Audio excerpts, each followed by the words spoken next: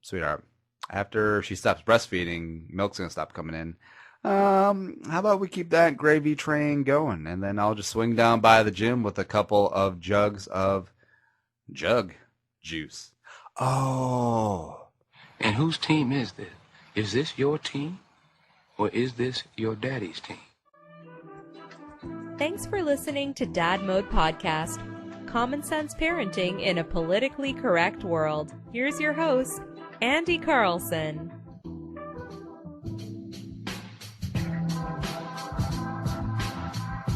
welcome back to the Dad Mode Podcast, Common Sense Parenting in a Politically Correct World. I'm your host, Andy Carlson, at Andy Carlson Show on the Twitter machine. I'm a father, and I have no idea what I'm doing, but you don't either there, Chiefy, so let's try and learn something together today. The website is dadmodepod.com, Twitter at dadmodepod, or just use the hashtag dadmode. And today, rolling solo, and all by myself, and talking a little baby solid food as, little Mugsy. She's rounding up around, I want to say 5 months.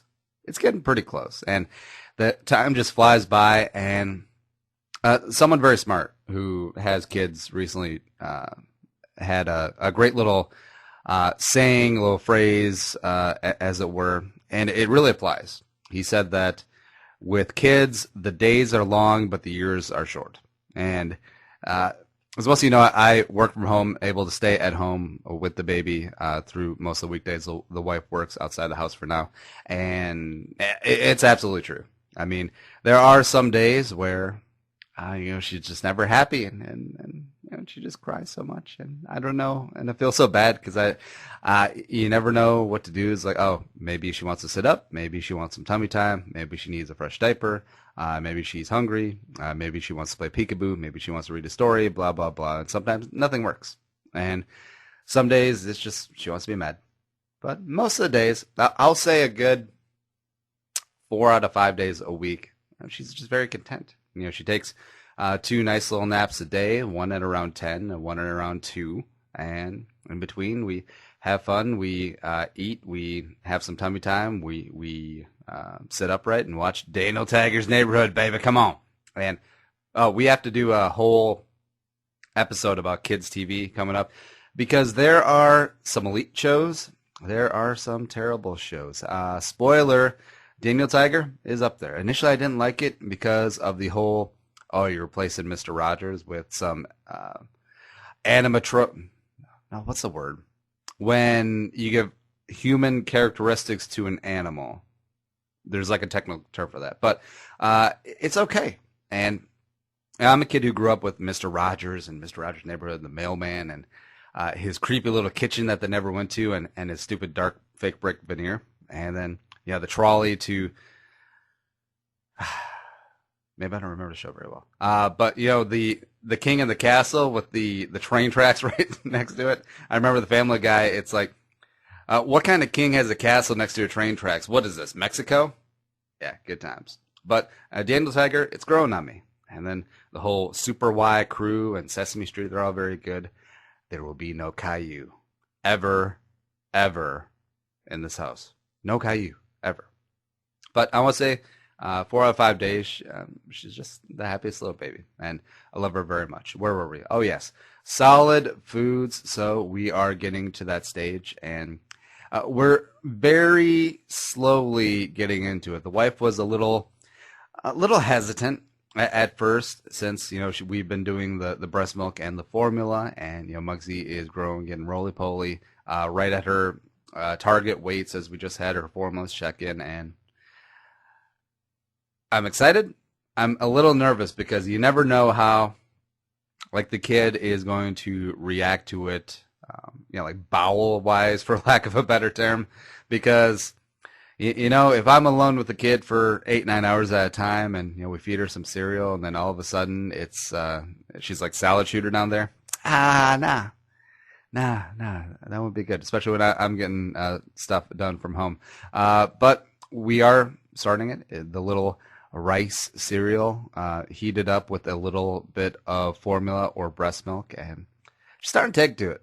I'm looking at Mugsy right now. She just had some about an hour ago this morning, Friday morning, and she's just happy. She's chilling.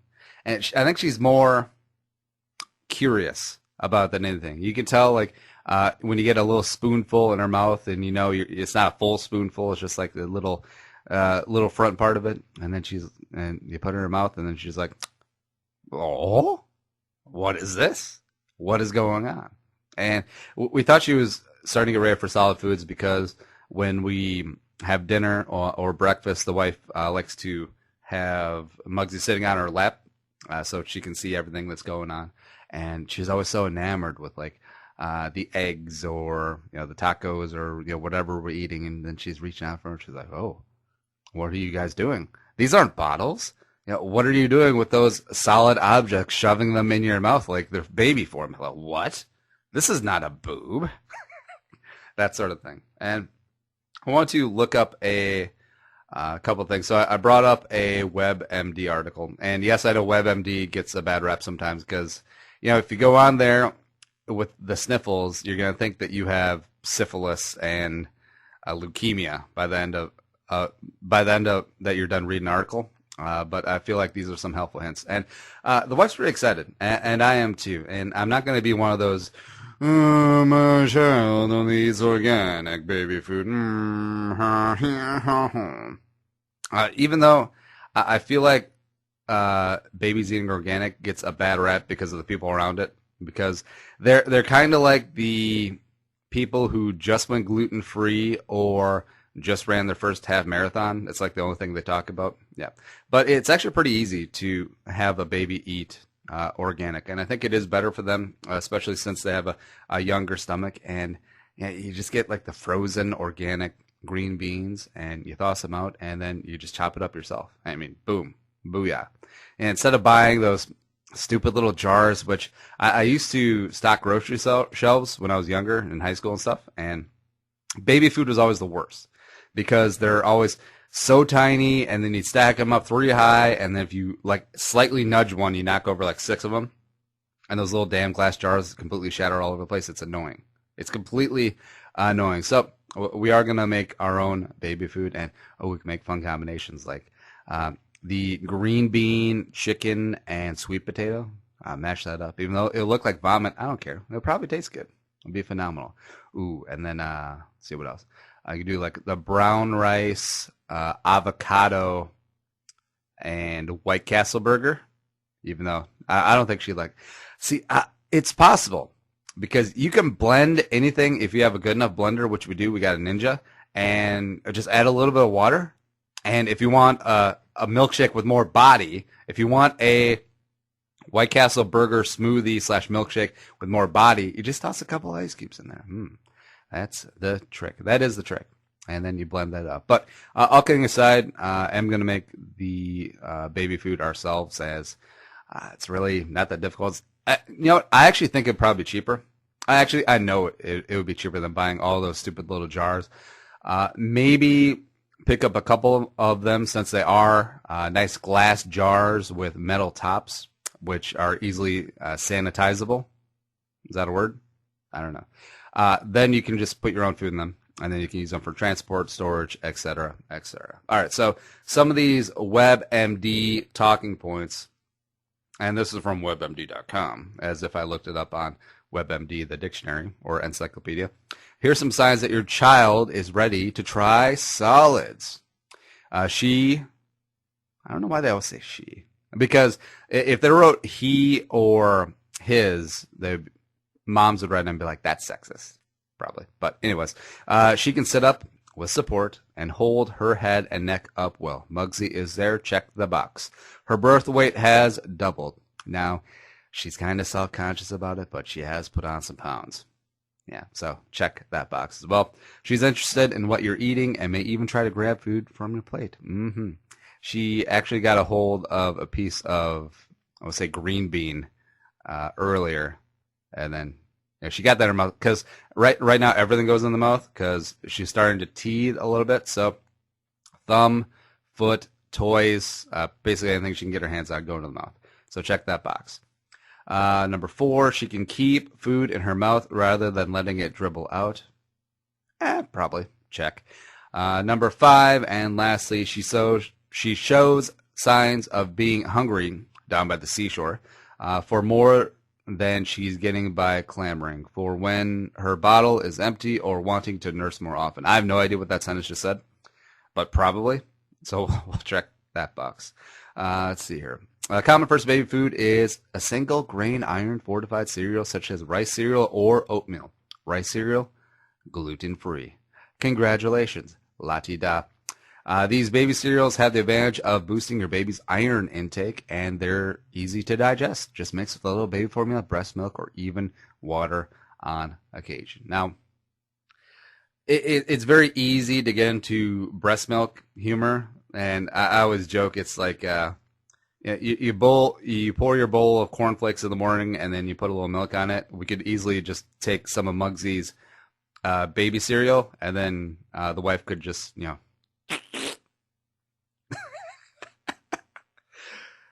as it's farm fresh. I don't know. It's early, and I'm a 7th grader. It's okay. In addition to baby cereal, you can start your baby out with pureed fruits and vegetables. What kind? It doesn't matter. Oh, thanks, WebMD. Thank you for being so precise. It doesn't matter that much. Oh, well, there you go. As long as you offer variety, says Shu, must be a doctor. Options include carrots, pears, prunes, sweet potatoes, avocado, bananas, peaches, and much more.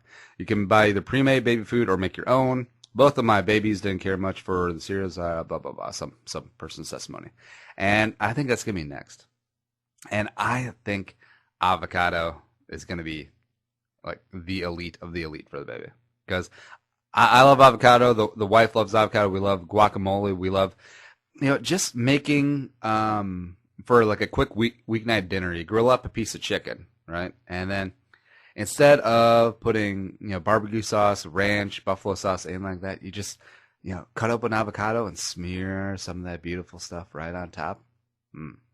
That's just good eating because it's a healthy fat and it's creamy enough. It's got the texture where it feels like a sauce, and you can put a little salt and pepper on that, completely complete it, and yeah. Kind of off to the races. So I'm rooting for the avocado, and they say that the baby is going to develop initially what the mother's tastes were during pregnancy, and it kind of annoyed me in that the wife, she didn't have like these 2 a.m. Wendy's, I gotta have a Frosty and a junior bacon cheeseburger type urges, because I would have been like, okay, I will put on some pregnancy weight with you and have 2 a.m. Wendy's, and this is awesome. No, it never happened. She ate 80-20. 80% of the time she ate very well, she ate good, she ate clean, and then the other 20% of the time was kind of like whatever. Whereas most pregnancies, especially what's shown on like TV and movies, it's like, oh, all I want is junk food and ice cream and pickles and blah, blah, blah. And it really wasn't like that. I mean, she basically just ate normal. So I'm kind of thinking that the baby is going to like her vegetables, like her lean proteins, as it were. And hopefully it won't be like we watched a food documentary on Netflix, because that's what old married people do. And I forget which one it's called, but it was a family from the South, and this girl who was heavier, like 17, 18 years old, and she was talking about when she was a baby that her mother, to quiet her up when she was about 1 year old or so, she would melt Jell-O and put it in a bottle and feed it to her. And it's just like, I don't know, man. I mean, I'm definitely not of the never feed my child sugar or everything has to be organic or blah, blah, blah type of like a Nazi dietitian parent, but melted down Jell-O. I mean, come on. Come on, man. And you wonder why your kid is the size of offensive lineman getting D1 scholarships from Alabama, and she's a 17-year-old girl. Get out of here. Get out of here. Let's see. Power rankings since I'm a ranker of fruits and vegetables. All right, so we'll start with fruits. We'll throw tomatoes out because I don't think you want to feed babies tomatoes. You never see tomato baby food. Is it too acidic or something like that? It's very possible. But let's see here. Love avocado. Love broccoli. Love peas. I love peas. The wife does not. I don't understand. Just there's just something about you either get fresh peas or you get like bird's eye frozen peas, like the higher quality end, which are flash frozen right after they shuck them, with just a little bit of butter, a little bit of salted butter, and oh man, I mean, I'll just like fill half of my plate with just salted buttered peas. It's fantastic. Let's see what else. Green beans, obviously, and some carrots, and let's see what else. As far as vegetables go, you don't see mushrooms very often in baby. I guess yams / sweet potatoes are going to be in there as well. Grains, you got the whole brown rice movement going on. And fruits, fruits. And you go banana. I love banana. Prunes, as it were. I think peaches and pears. And the key there is, I think I'm going to go with you just buy a big old case of, doesn't have to be organic, but just get the no sugar added pears or peach halves or slices. Just go to Costco and just get it like an entire case. And I feel like those would be fantastic. Just open up a can of whoop ass, and you take out the pears, maybe a little bit of the juice, as it were, blend that up, and then baby, just go for it. Good times. Let's see what else. Baby feeding gear. Before we get to that, I'm trying to think of like a random combination I would feel comfortable feeding the baby, because I feel like the baby would feel more inclusive if they get what the parents are eating occasionally, instead of green beans and green beans and green beans. Because let's see, what are we having this weekend? Well, Friday's pizza night. I don't think I'm gonna be pureeing any pizza anytime soon. I don't think Mugsy's plumbing is ready for some taco pizza or some New York style thin crust pizza, which, by the way, is the best. And then you just like fold up your big old slice, and good times. I'm getting hungry. And let's see, tomorrow night we're having ribs and a baked potato and some broccoli. So I feel like that's something that pediatricians probably wouldn't recommend. Like, I'm not going to give her like a full slab of baby backs or St. Louis style ribs just completely in the blender. But, if you peel off a couple pieces of the lean parts, like stay away from the marbled parts and like the fatty and the gristle and stuff. A couple lean parts, no sauce, a little bit of the potato, a little bit of the broccoli, just blend that up. All right, baby would go for it.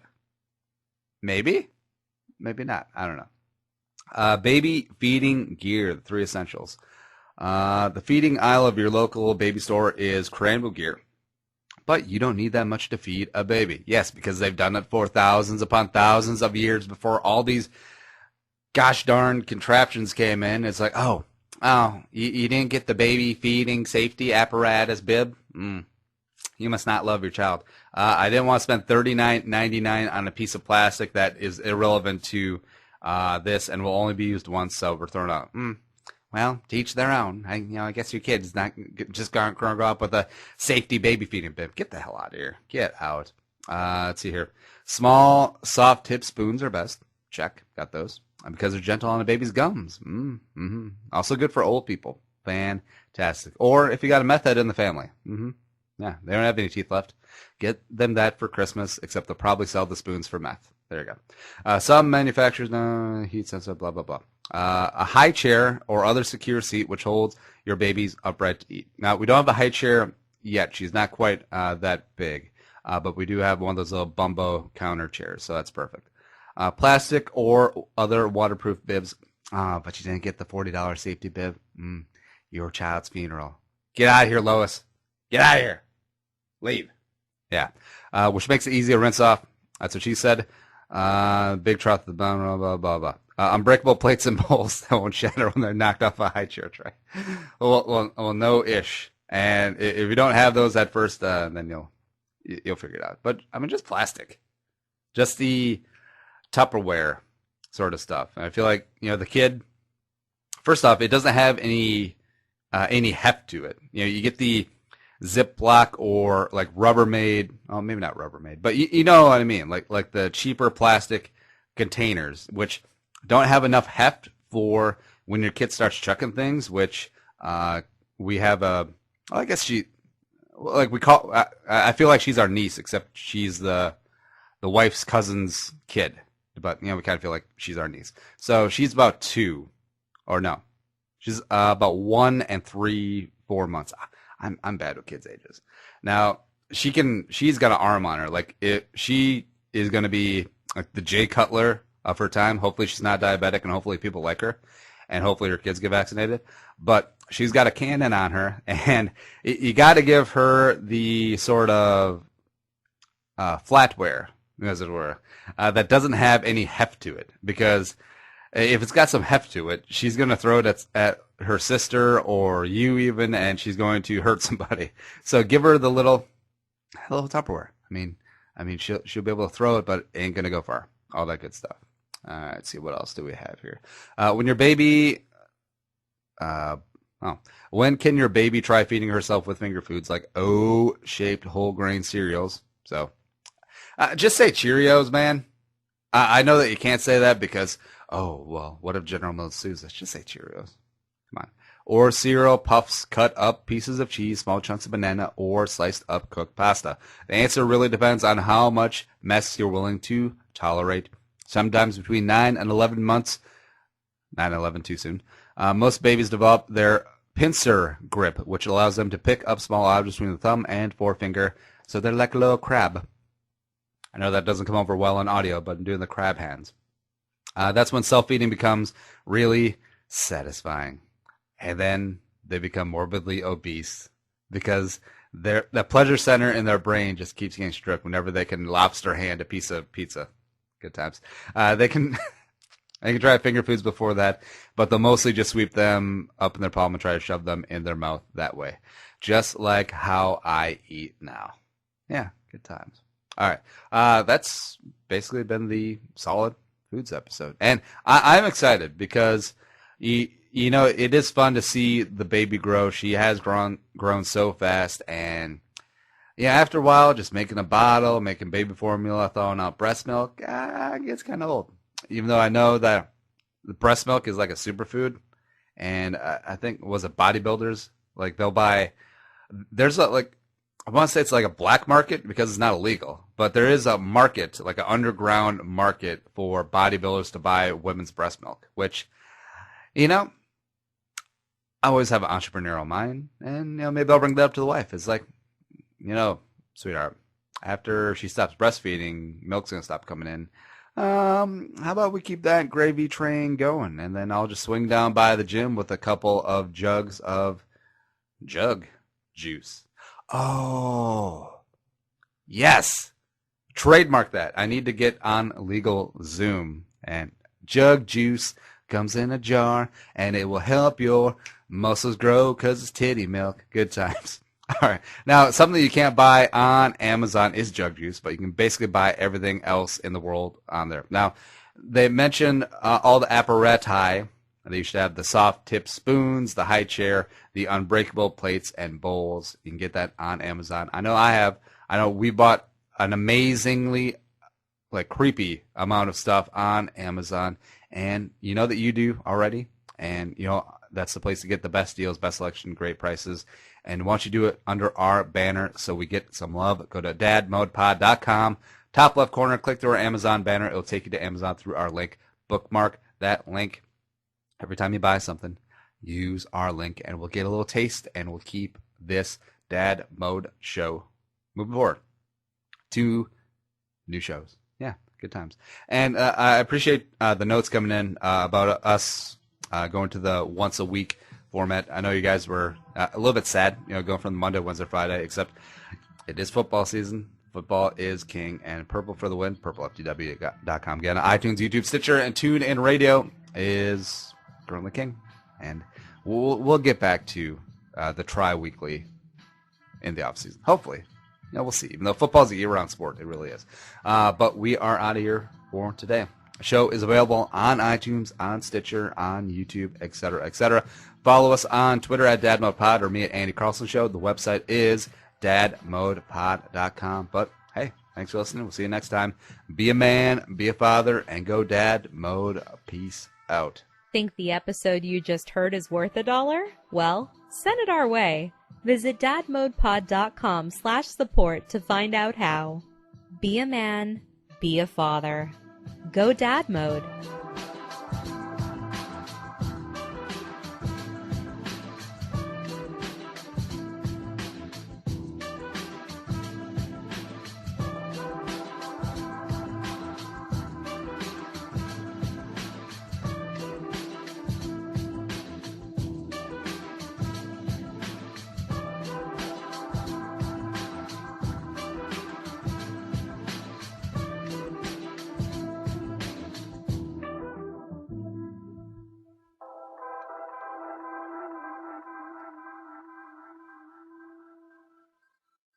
The music is created and produced by deeB. To hear more of his tracks, visit soundcloud.com/deeB.